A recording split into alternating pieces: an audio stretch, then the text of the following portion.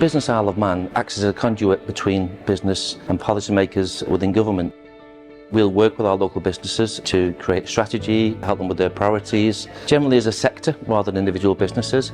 Our overall aims is to make sure that we create a positive place to live and work in the Isle of Man and create a vibrant and sustainable local economy. It's the provenance of everything that we do makes our product unique in the world. There's a very small number of distilleries on the Isle of Man. We are very proud about using Manx origin ingredients wherever we possibly can. You have also got good access to decision makers here, whether they are in the private sector. Government are very supportive of new businesses on the Isle of Man. DFE seem to be very proactive in terms of encouraging new businesses to locate and to set up on the Isle of Man. We've had nothing but a great experience being here. Beyond the beauty of the island, there are lots of companies here that you wouldn't expect to see. Part of the reason for companies to come over really is to kind of connect into that network of things that you wouldn't normally find. It's a really interesting place to be. We've got some very, very good skills here, and over the last 4 or 5 years we've actually changed the profile of our workforce significantly. We've really upskilled our workforce. In fact, in the last 5 years our average salary has almost doubled. We've also put in a lot of research and development into our business. We're putting a lot of focus on innovation and particularly on sustainability and welfare. The Isle of Man government have been very supportive to our business. That includes grant applications for assets as well as supporting us with training and development costs. Because it is a smaller jurisdiction, we do have those contact points to be able to speak directly with key contacts and keep those lines of communication open. We have worked closely with the government over the last 30 years almost to look at how we can get their support to continue brewing the pint of pure perfection on the bar. So hopefully Oakles won't just be a name known on the Isle of Man but across Europe and the world. We've worked really hard with local government and also a DEFRA department, especially in the fisheries team. Now there's a well-established scientific approach to fisheries management on the island, so that should ensure a strong and sustainable future for queenies and other shellfish around the Isle of Man. The guys at the Department for Enterprise have been really helpful, showing us the way to different types of grants and also for introductions, so with the Net Zero team and also UNESCO Biosphere. It's been a great business community that I've been introduced to. We have published an economic strategy for the next 10 to 15 years, and actually what the economic strategy shows is the importance of our infrastructure in terms of the local economy, so whether that's construction, hospitality, retail, in underpinning all of our offering. And then in the economic strategy we've got the next level in terms of our export businesses. So for Business Isle of Man that would be our engineering manufacturing sector, our food and drink export sector. And then we've recognised that we need to do more to diversify, and in that we've recognised the importance of sustainability, of the energy and clean tech sectors that are obviously coming through, of knowledge as well and of data, and how those interplay to create an economy which is vibrant and sustainable for the future.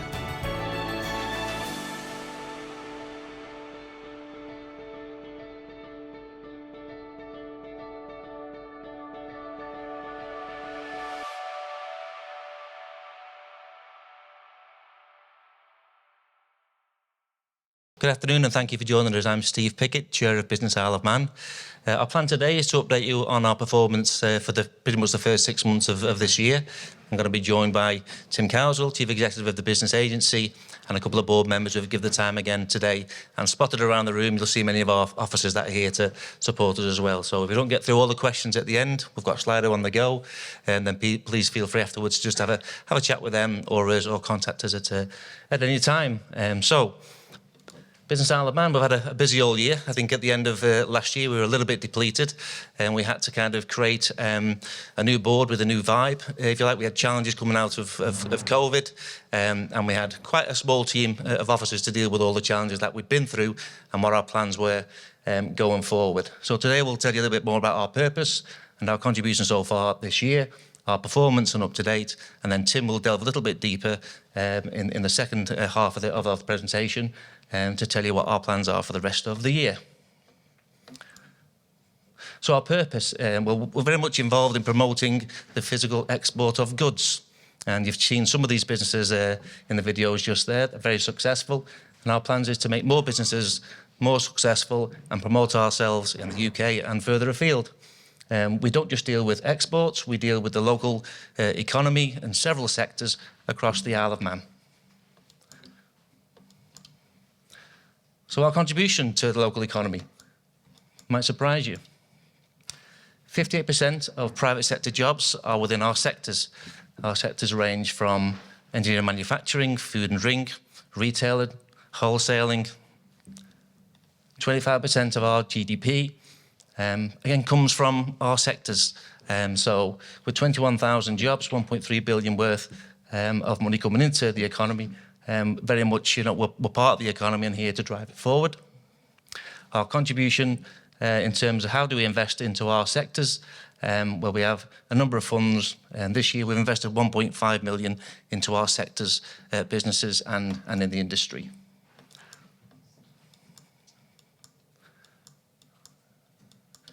These are some of our key sectors, which I'll touch on a few of them.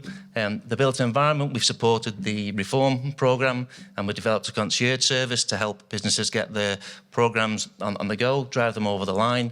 There's been some good news out this morning I'm aware of, met with some of the guys today, so great news.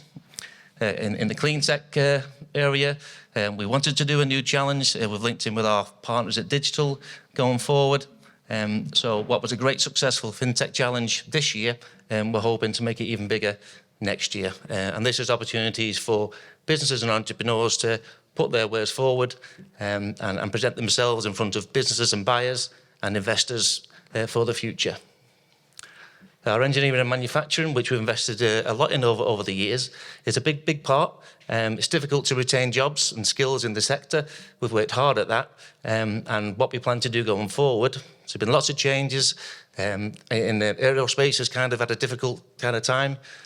So we're looking at other ways that we can invest in that market so our local business can find new markets to expand into. Our food and drink, well, it's been quite successful this year, and there's been a number of wins.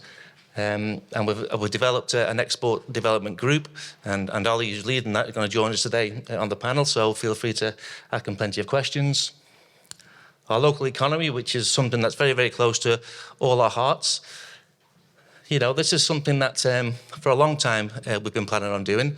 It's been quite difficult to get things on the go, but we have now done our survey, which we've had more responses than ever before. So thank you for that. If you haven't responded, please feel free to contact us and email us, and we'll include your ideas going forward. But we expect that to be launched in December of this year. And obviously we've been working hard in quite a complex area with medicinal cannabis to get the framework in place for that, and working very closely with the GSC. So our highlights for 2023, have to say probably our outreach has been greater than ever. You've just seen a few of our videos of our local businesses. We've done 23 Meet Your Street videos that some of you might have even appeared in, with over 200,000 views, which is pretty good for the Isle of Man. We've had over 1,200 responses to our local economy survey, which we're collating, and we're going to bring that forward at the end of the year. We've delivered our concierge service, and we've built a team of officers that are working really hard, that have done over 250 check-ins with local businesses just this year. So by the end of the year, we expect that to double. We've got our export team in place, our group, of which is 13 initial members, but that's likely to grow as we go forward. Our domestic event fund has reopened, and that's now been made a permanent initiative. So a lot of the events you go to on the Isle of Man would have been supported in some way by the department or the business agency in particular. Since we've been working very hard again with the planning applications, and I'm pleased to say there's a number of applications gone through where we're able to put the economic value and worth of some of these forward to help drive them over the line. Great news today, and hopefully there's other news to come shortly. And we run a lot of workshops throughout the year. We've done 11 this year. There's going to be more next year involving other kind of skill sets and knowledge for entrepreneurs and young businesses. And this year we've had over 300 attendees. So we focus on our sectors, on our businesses. We have a great board with a breadth of kind of knowledge and experience. These guys have far outreaching networks on the Isle of Man and greater afield. And they're doing a great job for us, literally all over the world. So Tim will now give us a little bit more information on the rest of the 6 months, what our plans are. Welcome, Tim.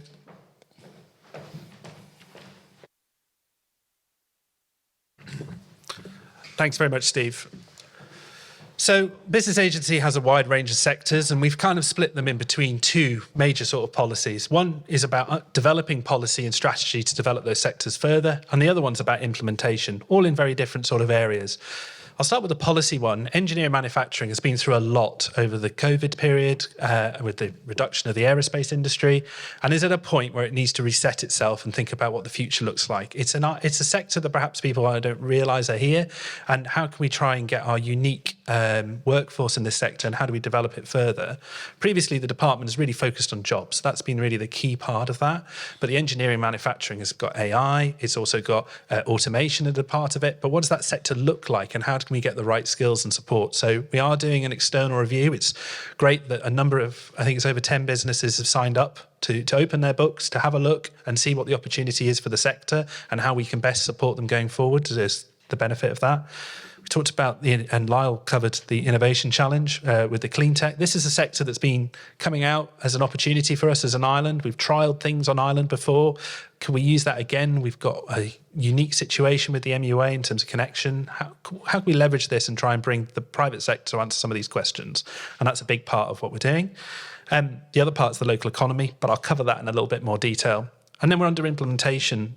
The built environment reform project has been a big part of work for government to look at how we can make the planning system faster, quicker, in terms of the situation. Some of that's about bringing technology into the system, but the other part of that is supplying the information for businesses to understand what's involved in putting a planning application forward.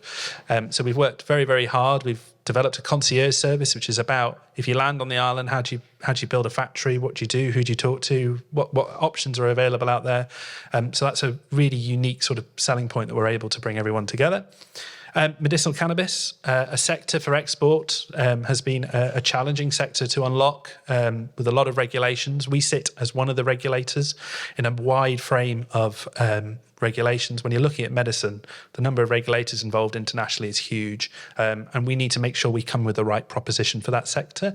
And we now feel like we've got that right. We know that it's a base on quality. We know that we want small sites, and linking into our reputation as a well-regulated jurisdiction is really key to us developing that sector. And then we've had food and drink, which is I will talk in a bit more detail on. Local economy strategy.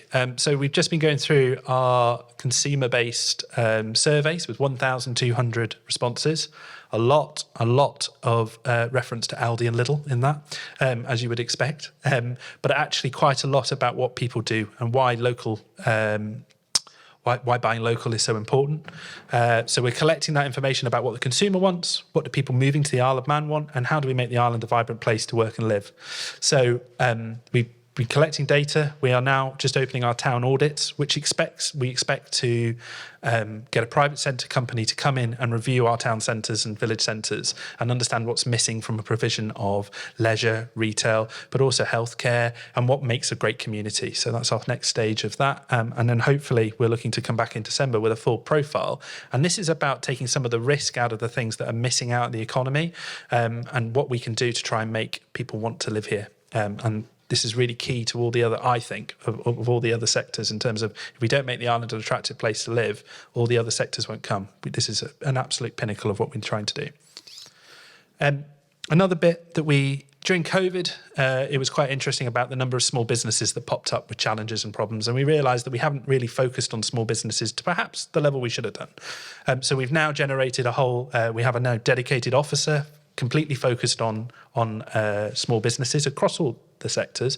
And that's been really interesting to inform us as government about what the challenges are, what's not working, what's going to work, and how do we get businesses that start from a single employee to that next level of taking on staff? How do they get over the VAT threshold? And so we've developed essential small business workshops, which we're doing our next round, and they'll be coming out very shortly. But the opportunity to network and support and actually getting small businesses together to talk about how they can complement each other is a real key part of what we do, and there's lots of success in that way. Food and drink export. We've got some really key products on the island, and giving them the best opportunity they can to develop is something that we really want to do, but we don't want to lead it. We don't want to be in a situation where we tell businesses where to go and what to do. We've set up a group of exporters that are all focused on trying to increase their export provision. And that's absolutely key to our economy. And using this and seeing what good looks like. We've got companies like Isle of Man creameries that export all over the world to Canada, hundreds of tons of cheese. How's that model work on the Isle of Man, and where can we get these businesses to lead us to talk about how other companies that are going through those challenges are going to work? But also, it's about having an Isle of Man presence and talking about food and drink in that respect, and being really positive about how all these businesses complement each other.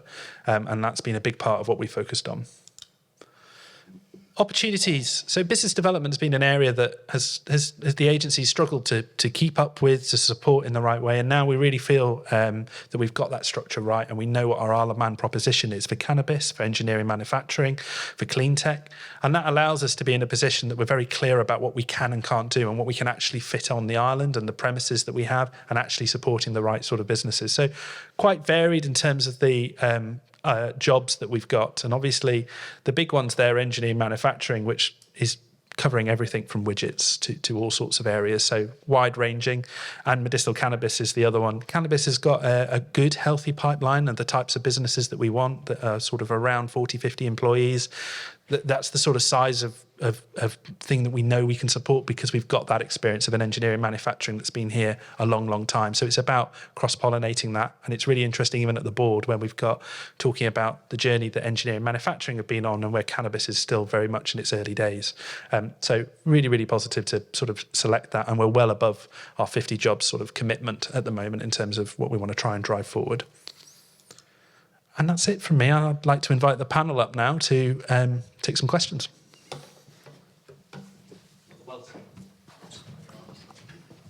Thank you. So, welcome Ollie Neale, Managing Director of Ocal's Brewery, and also Head of Wholesale and Brands, I think, and a few other hats as well at the H&B Group. And Carol Glover, the Maverick Maker, one of our greatest exports. Thanks for joining us.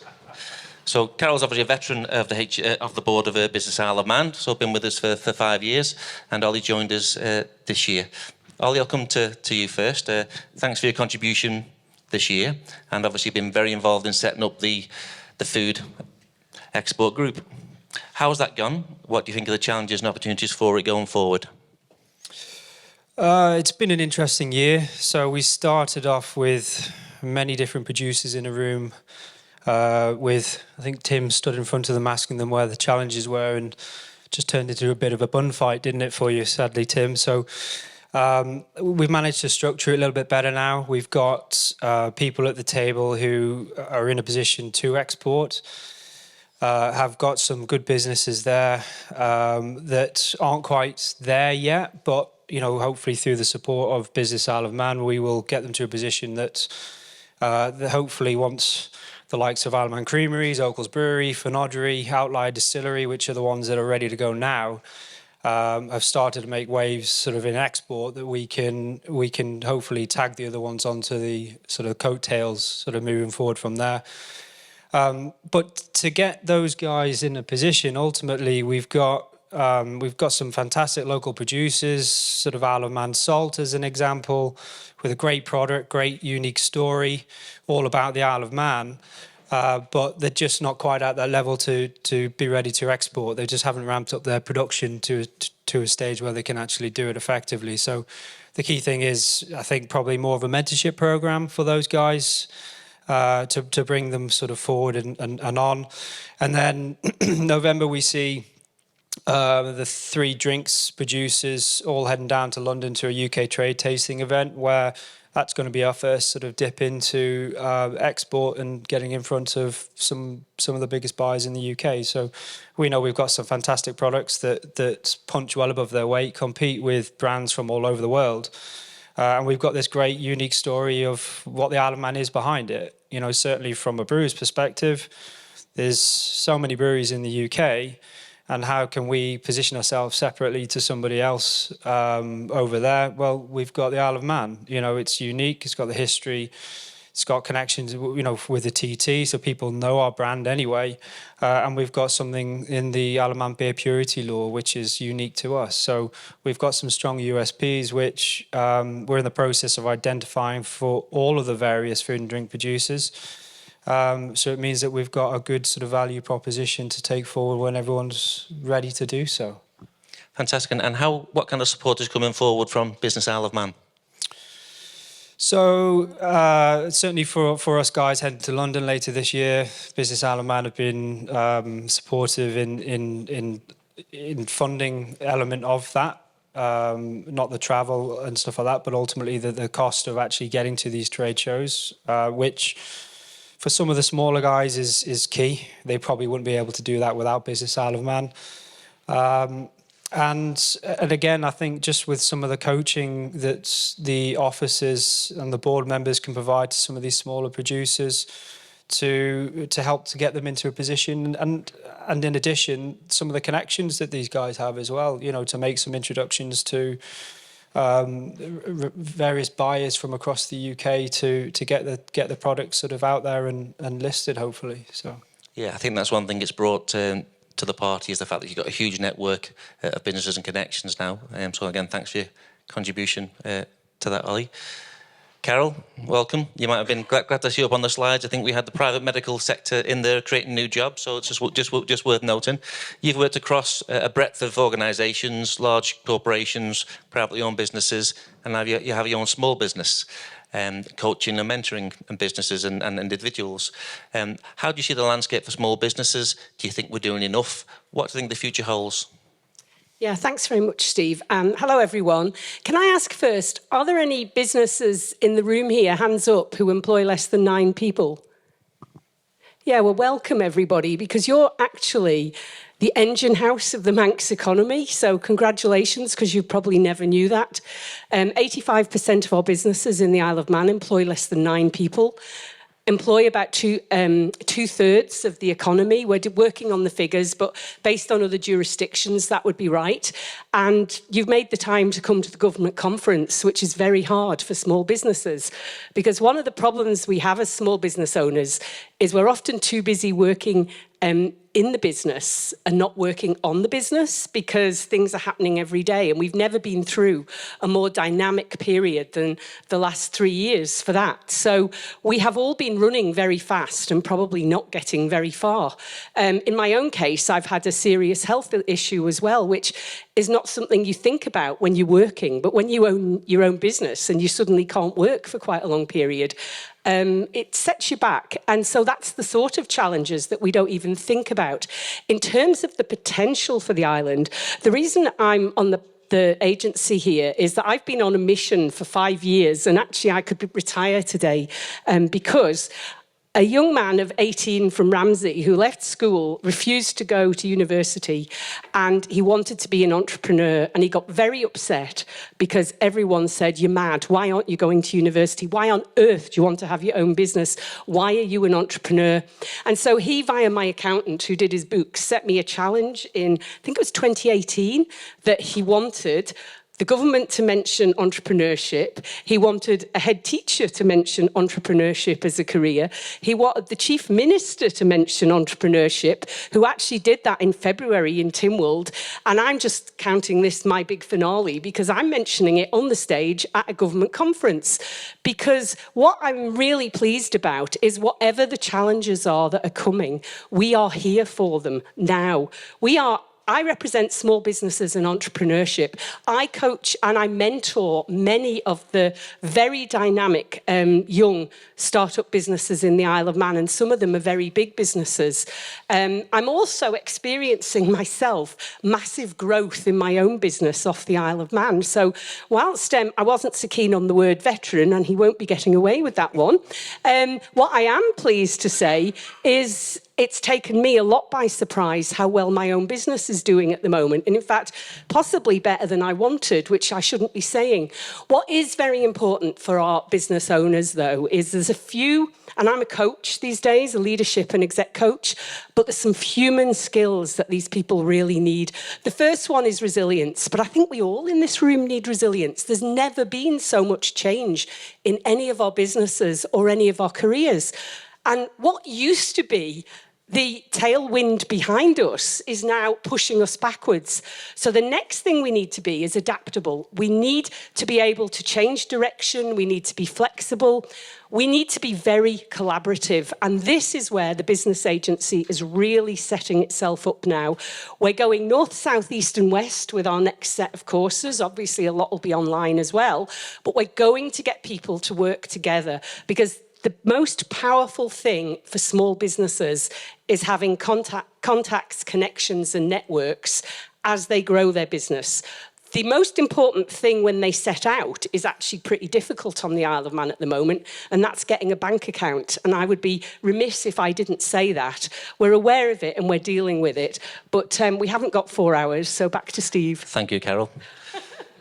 Tim, just before we go on to the Slido questions, in your presentation, obviously you spoke about medicinal cannabis. How far are we along? What have we got left to do? And when do you think we're going to get there? I think we've got our first application through in terms of a conditional licence, and we've got that said business going through planning at the moment. There is a big challenge to educate what this sector is, and that's probably one of the most things that we're going to have to focus on, in the fact that it's a heavily regulated industry, and what we're doing is producing a medicine. The link to cannabis is a difficult one for the sector to have in terms of where it's previously come from, and this is about developing a sector that's still a new drug, if you like, in terms of the medicine world, and trying to educate people about what that sector is. Where we are from a regulatory point of view is 99.9% there. There's one final little piece of the clog to get it together. It's absolutely needed, but is in its final stages. But apart from that, then we're good. And then it's about us going out and trying to bring the right businesses here. Like I said, we don't want massive acres and acres and acres of size of facilities, greenhouses, stuff like that. That's not what we're doing. It's a far more condensed, and it's wholly based on a quality product from beginning to end, and regulating that through the Gambling Supervision Commission, because of their experience of working with businesses and being a business-focused regulator, I think is really important. And one of our key USPs is that, and trying to lay out exactly what we can offer on the Isle of Man, and that's what we'll be doing for the next 12 months in terms of bringing those businesses forward. Thank you. I'll just stay with you, Tim, as far as construction goes, because it's quite a highlight in our presentation. So construction and how that looks going forward and the pipeline. And there's some big announcements today in terms of Douglas Town Centre, which is brownfield regeneration. But if you look at planning and the number of applications, the department is now focusing the economy as part of the planning decision process, which is a big step to say that the economy plays a position. It's not the ultimate deciding factor, but jobs and the way that the economy is moving is a key part of how we do that. And you look at the housing, there's 800 houses in planning at the moment. Facility-wise, there's some really big units that are going up as well, and they're all focused. There's a clear demand for housing, there's a clear demand for commercial units, but it's about building them in a sustainable, focused way, and making sure that we're putting the economy in a decision that it becomes that process of whether you build something. But really, really positive, and today's announcements in Douglas Town Centre are really, really key positive. To that. Yep. Just staying on that, and this question from Slido: how do we regenerate our town centres, allow people to buy local, and encourage high street shopping when many of our best local brands are not available to buy on the high street? How do we compete? It's clear that the Manx public know what they want in terms of an offering. There are clear things that are great products, and during COVID people did move more to a local base situation, and that was really key. I think part of it's taking the risk out for businesses to put forward like leisure facilities on island, and removing some of that risk and allowing them, and that's what we've done with the domestic event fund, is we've underwrite events which ultimately might not happen without that support. And it's the same with Douglas Town, with the Island Infrastructure Scheme. It's taking that element of risk out for entrepreneurs, for businesses, and giving them the best start on that. There's some clear things missing in the sort of Manx offering for the high street. I guess one of the key questions that we'll come to is whether we incentivise UK multiples to come over here, or we look at supporting local businesses. residents want UK multiples, and actually a UK multiple going next to a local business does have a positive effect on footfall. You can see that. And that's why we're trying to track about what happens with footfall, what's the data telling us in terms of what the Manx public want, and then offering that across the towns and not just focusing it on one town, Douglas. That's a challenge in itself, but actually the other places that we have. But, you know, looking at our Meet Your Street campaign, 250,000 views, smaller population of the Isle of Man, and it's clearly based on the individuals that are running those businesses. They're actually the draw that gets that working. So how do we make that better, and how can we increase that? Yeah, and Ollie, obviously you have a number of connections throughout the towns and cities and businesses that you're involved with. How do you see it? What would you like to see happening going forward? Well, I think we're due to get the results of the survey soon, and I think they'll probably be quite telling. I think we're probably all going to know what people are looking for. I suppose you asked me this more from a Herring and Really pub perspective, so everyone's probably going to say Wetherspoons. But I think, look, we have to, we've got to diversify. I'm sure everybody in this room gets away quite a bit. You've probably been to Liverpool, London, Manchester, and you can see what's on offer over there, you know, and I think from a hospitality sector, I think we've got to drive that forward. You can, hate to say it, only around the corner, Frank Matcham's just opened a few weeks ago, and those guys have put a hell of a lot of money into that site. It's great to see, and openings like that can only bring the sector on. It engages hopefully all the other operators to up their game. And, you know, from Herring and Really's perspective, you know, we see that as a new sort of benchmark of where we need to get to and surpass, really. So, I think, in sort of echo what you say, people want brands. They may want Nando's, but equally, I think, you know, as we've seen with Barbary Coast, people can actually do it locally, sort of as well, really, to put their own sort of stamp on it. So it's going to be an interesting few years. Yeah, I think we've seen some great investments from hospitality over the last year or so. Great to see. Carol, I think I'm coming to you because I think you've done a little bit of research probably on this one. Scotland is a thriving creative sector. Countless artisans producing high-quality products. Why does the creative sector on the Isle of Man not feature it so much in Business Isle of Man? Is it an area that we're going to look at in the future? So Scotland and its creative industries, should the Isle of Man look to mirror that maybe? Well, Steve knows my answer to this because it's one of my next campaigns now that we've done this one so well. But creative industries is huge, and there's so much evidence of economies that have been driven forward. And the best example I know is Brighton, which multiplied its GDP tenfold over 15 years purely by focusing on creative industries. And one of the really sad things about it is we actually have great creative industries on the Isle of Man, but we've not got the benefit of clustering them yet. And one of the problems our agency has got is it's very diverse. You've seen that. When it was set up, I remember someone described us as the "and anyone else who knows me" agency, because it was like everything that's left when the good stuff's gone. But actually, as we've seen today from our figures, we are the good stuff. But it's actually flipping hard because it's so diverse. And where often you can take best practice from over here to over here, you've got very different skills. I'm into mindset. We've got a lot of expertise and expert-driven skills in the business agency. The creative industries are going to be very much part of the future for everybody because they are the hotbed of creativity, and it's going to give a dimension to economies who are very good at AI, because creativity is one of the greatest tools to run alongside AI to get the best out of it. So whoever asked that question, you know, thank you very much. While I'm at it, medical has been mentioned because I'm sort of like think differently. I think you might have spotted this. And I like to look at things that we're not doing yet. So to see medical, I mean, they sneaked that in because I didn't even know that was on the slide. And the amount of drum beating I've been doing. We didn't tell you so you couldn't prepare, yes, Carol. That's what it was. Yeah. So the next one, creative industries. I'm also on the board of the Chamber of Commerce, and we're trying to get a forum for creative industries together. So whoever asks the question, give me a shout or give me a card, and you know we'll get you on that. And then the final one that I'm huge on personally is knowledge. because my business is a very specific knowledge-based business, and it's suddenly in massive demand off the Isle of Man and on the Isle of Man. So there's a lot more to go at in that area as well, and all of them are very creative. Yeah, I think these are going to be developing challenges for us going forward that we'll look at. Carol, as you mentioned before, this is one for Tim. Carol mentioned about small businesses being the engine of the economy. How can we change the support options to better support smaller businesses? Currently, it seems it's structured to help bigger businesses.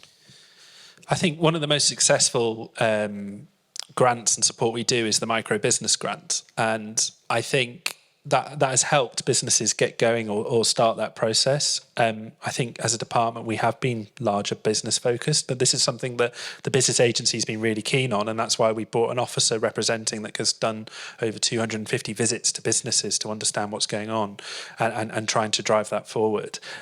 I think there's a key bit that we're not helping at the moment, which is about a business that might have, as Carol said, 1 or 2 employees. How do they go up to the next stage? What do they need to involve, and what information do they have, and how can we make it easier for them to do business on the Isle of Man and take away some of that risk and support? So I think we are changing that. It is a slow one, but these businesses have got their heads down, and the last thing they want to do is have anything that distracts them from that. So we've got to make the information we give online or as easy as possible and sort of show them the benefits of working together, because you might have a small business to the side of you that doesn't deal with your exact problem. I remember one small business workshop that we did where a business was saying that they were really busy because they were annoyed with their online orders every morning. And they wanted to be in the shop. And I think that's about somebody else coming in that isn't government to talk to them about what areas of your business are super profitable and where could you put a bit more effort into. And I think that's where we need to get our support right. And we need to be able to give that information. And the only easy way to do that is through networking and support, but also providing that information. Thank you. There's lots of family businesses operating in the Isle of Man, some rather large ones that supply lots of different sectors. How do we protect them and how do we support them going forward, sometimes in the face of competition from across? There you are. Thanks, Tim. What would you like to see, Ollie? More of the same, I think. Like you say, there are some great family businesses. Heron and Brearley's one of them. Over the years, Heron and Brearley's had to diversify across different sectors. So logistics, Steve, obviously you know, convenience, and wow, obviously during the COVID years, convenience really sort of kind of got us through it. So as ever, I would encourage all of the family businesses to keep close with government, regular updates. I think Heron and Brearley's had quite a closed door for many, many years with government, but we're starting to open that up again now. And I think if the guys in business, the enterprise, aren't aware of what the challenges are facing these businesses, then it's going to be a tough sort of scramble for them. So obviously there's a lot of grants available through enterprise. One of sort of our challenges has been probably more, and probably affects sort of engineering as well, where a lot of the grants are based around sort of increasing the numbers of employees, because that's where you get the benefit through the exchequer back. But for engineering and brewing, as an example, it's going the other way. You're looking towards automation. We're looking at machines sort of doing these jobs to try and streamline the operation. So I think one challenge that we've kind of pushed back is, look, how can we find another metric which we can work back to hopefully take advantage of some of these schemes. And I would probably say that doesn't just apply for us, but many, many sectors. So. Thank you. Tim, one final question. What gravitas does town audits have over the opinions of local residents? It's about town audits are the model that Scotland have used. And I'm not very, we're not making anything new here. Scotland's town centre first model is about bringing everything into the town centre to support that. So that's healthcare provision to anything. So any decision that goes on in Scotland, they have to show that there's a a requirement in the town centre first. And so the town audits are a model that Scotland have used to generate a lot of their towns across Scotland, and it's about those provisions. So what ideally we're after is somebody like a planning consultant or something like that that can benchmark our town centres in a coordinated approach around against it. And so the town audits aren't going to take any more influence or support over and above what we've had from a consumer base and from the businesses. So we're just about to start our business engagement. Focus groups will be coming out at the end of the week. All these things fit into it, but unless we have a conversation about some of our town centres and saying about actually using granular data to back them up, to say actually there's not the provision that's required in Peel in terms of regeneration, that was a decision the businesses made. How's that impact and how does that benchmark against other jurisdictions and towns and villages? So all those things coordinate that, and then once we've got that strategy, then it's been pumped into the agency board, which has a range of businesses across all sectors that aren't naturally in those areas and can actually have an objective view about how we move forward. But this is about collaboration in terms about what we want to do in the local economy strategy, and I think it's quite important that we do give gradings to all those parts, but having an official review of our town centres is a key part to that. Thank you, Carol. 30 seconds, family business. Yeah, I was just going to say I worked for the biggest family business in the UK and the biggest in the Isle of Man. And family businesses are in it for the long haul. And that's something that really needs to be understood in economies, because they stay, they're committed, they live here, they understand. And so I'm very pro family businesses. And a lot of the business I do off the Isle of Man is with family businesses, because I know the culture of them, which is very special usually. Yeah, and they often lead the way, and they're there through thick and thin, aren't they? So thank you very much for your time. Thanks for joining us, everybody. Thanks to our panel, Tim, Ollie and Carol.